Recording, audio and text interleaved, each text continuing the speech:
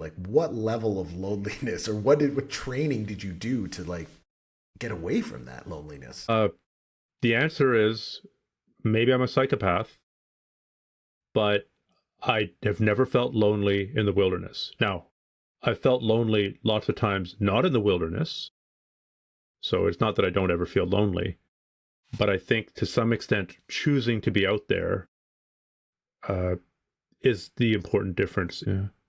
I think having a mission helps because that trip that we're talking about, I was pushing at pretty much as hard as I could every moment that I could. Right, and sometimes I'd be stuck on shore just because the wind. Yeah, I'd be windbound for half a day.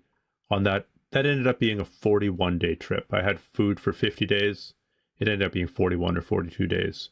On that day, one day I spent not paddling or lining or portaging or struggling because the wind was just ridiculously strong and I couldn't even go downriver on a fairly narrow river. The wind was that strong.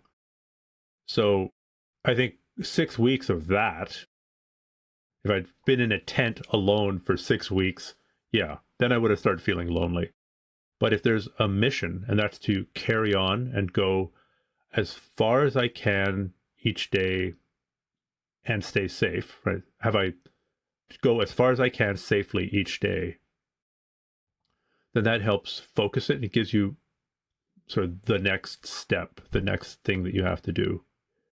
And you don't have ironically, for 6 weeks on your own, you don't have a lot of time to think, or rather, your thinking is more tied up with the minutia of what you're doing in the moment. Should I change sides? If I change sides now and the wind is coming from this direction, I'll have to do more correction strokes and that'll slow me down. My shoulder is beginning to hurt. Maybe I should move my hand, wrap it a quarter inch different around the handle. I'm getting a little bit hungry. When did I last eat? Should I put on sunscreen again? I don't want to burn. Should I go left or right of that island based on how the waves are hitting that island? Uh, let's take a look at the wind again. Let's take a look at the storm. Is that a storm or is that just a cloud? Your mind is going continuously. It's kind of like